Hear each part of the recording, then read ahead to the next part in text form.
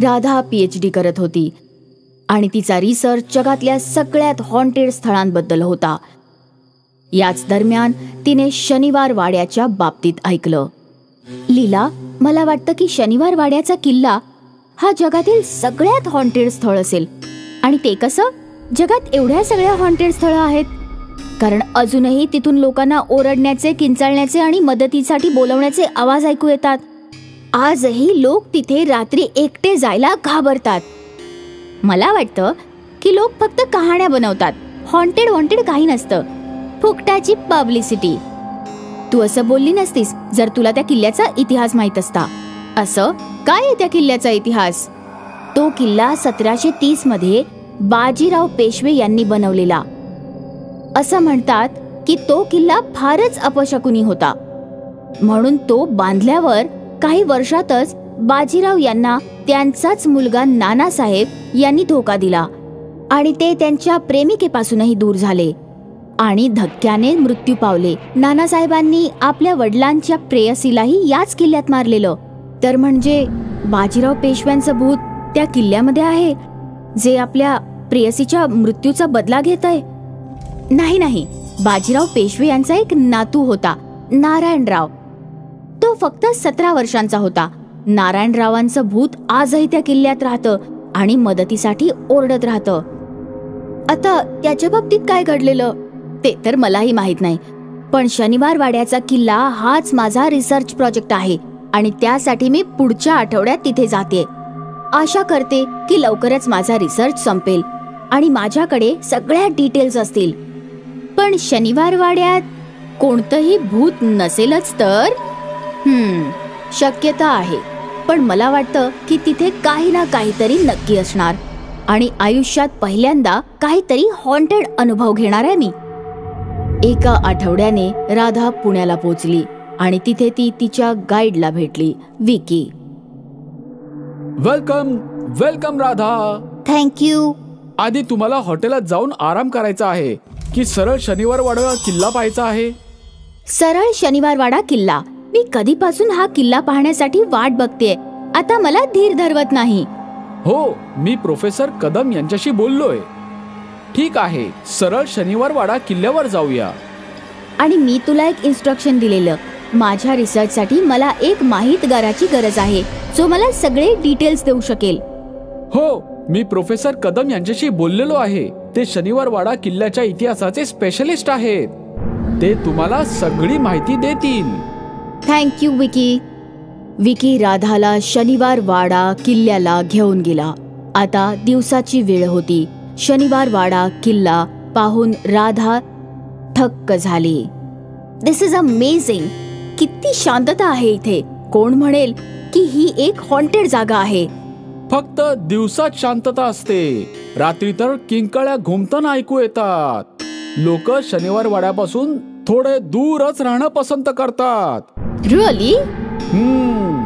तुम्ही इथे काही दिवस राहायला तर समजाल. मी तशी तुमची राहण्याची व्यवस्था जवळच्या हॉटेलमध्ये केलेलीच आहे. आशा करतो तुम्हाला किंकाळ्या नक्की ऐकू येतील आणि तुमचा रिसर्च लवकरच संपेल. किल्ला पाहून विकी राधाला तिच्या हॉटेलमध्ये घेऊन गेला. राधा फ्रेश झाली आणि जरा पहुडली होती. थकव्यामुळे तिला लवकरच झोप लागली. अचानक अर्ध्या रात्री ती घाबरून उठली. तिला आवाज ऐकू येत होता. काका, मला वाचवा! काका, मला वाचवा! काका, मला वाचवा! काका, मला वाचवा! काका, मला वाचवा! काका, मला वाचवा! हे कसं शक्य आहे? मी तर शनिवार वाड्यापासून किती दूर आहे. इथे ते आवाज कसे येऊ शकतात?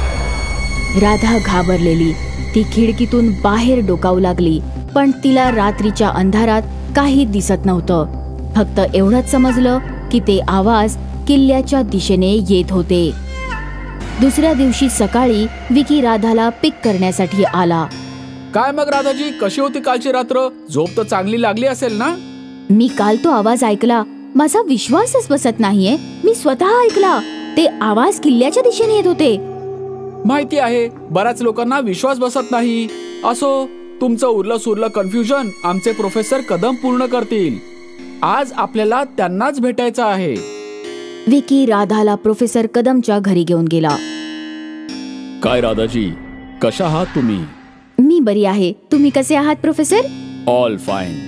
हॉन्टेड जागांवर रिसर्च हा माझा रिसर्च प्रोजेक्ट आहे आणि या प्रोजेक्टसाठी मी शनिवार वाडा किल्ला निवडला आहे. तुम्हाला तिथे काही हॉन्टेड अनुभवलं का? आय एम नॉट शुअर, पण काल मी त्या किंकाळ्या ऐकल्या. I was shocked. आजपर्यंत कोणत्याही हॉन्टेड जागेत मला असा अनुभव नाही आला. शनिवार वाडा बाजीराव पेशव्यांनी बनवलेला. त्यांच्यानंतर त्यांची 3 मुलं होती, विश्वासराव, माधवराव आणि नारायणराव. बाजीराव पेशव्यांच्या मृत्यूनंतर त्यांची गादी त्यांच्या मोठ्या मुलाला विश्वासराव यांना मिळाली. पण ही गोष्ट बाजीरावांचा भाऊ रघुनाथराव उर्फ राघोबाला अजिबात आवडली नाही. पानिपतच्या 3ऱ्या लढाईत विश्वास आणि माधवराव मारले गेले. आता राहिलेले फक्त नारायणराव, जे फक्त 17 वर्षांचे होते.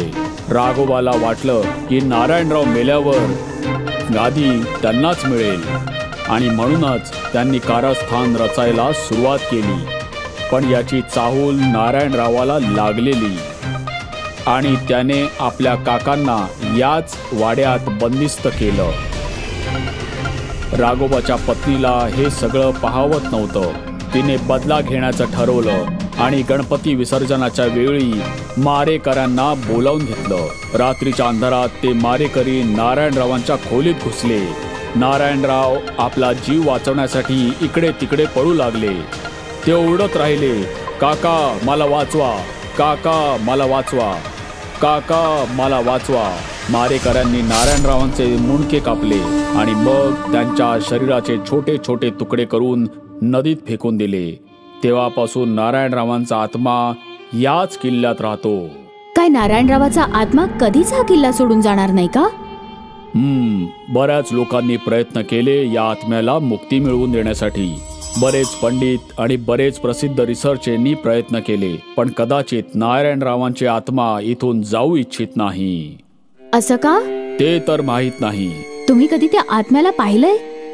पाहिलेलं तर नाही, पण बऱ्याच कहाण्या ऐकायला येत आहेत आणि हो, त्यांचा आवाज मीही ऐकला आहे. मला पाहायचं आहे. हे फारच धोकादायक होऊ शकतं. मला माहिती आहे सर, पण तरीही मला पाहायचंय. तुला पाहायचंच असेल तर मी थांबवणार नाही, पण सावध रहा. हो सर. त्या रात्री राधा एकटीच किल्ल्यात राहिली. अर्ध्या रात्री तिने ओरडण्याचे आवाज ऐकले, पायांचे ठाप ठाप, जसा कोणी पळत असावा.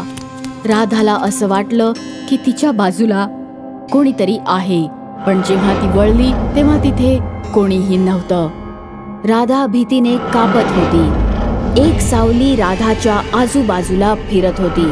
राधाने खूप प्रयत्न केले आत्म्याला पाहायचे, पण ती पाहू शकली नाही.